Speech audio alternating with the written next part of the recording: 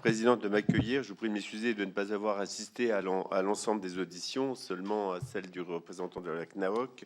Donc, je voudrais, moi, mon intervention portera sur l'aspect viticole et agricole, et donc vous faire part de mon inquiétude. Il y a quelques jours, nous étions en réunion du groupe d'études sur la viticulture, et on exprimait déjà des craintes très très fortes à l'égard de la Commission européenne, qui, par la voix de son commissaire, Phil Hogan, envisage de favoriser les vins sans indication géographique au détriment des AOP et des IGP. Donc ça entraîne un affaiblissement global de notre viticulture. Et comme on vient de le dire, il y a le problème de la viticulture, pourtant le problème de la viticulture qui est un des fleurons économiques français, mais il y a l'agriculture.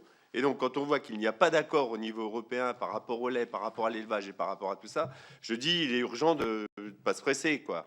Parce que tant qu'on n'aura pas réussi à avoir une politique européenne commune sur ces aspects-là, eh bien, il est illusoire de pouvoir traiter à égalité avec nos amis américains. Je ne suis pas du tout anti-américain, quand on sait qu'à Château-Thierry, il y a la maison de l'amitié France-Amérique. Mais on sait que dans le cadre des négociations économiques, eh bien, vous l'avez rappelé, en 2005, on ne peut pas faire confiance aux Américains qui ne pensent que dans le cadre de ce traité de libre-échange, ça veut bien dire ce que ça veut dire, hein. C'est du dumping, c'est de la suppression des protections collectives, etc.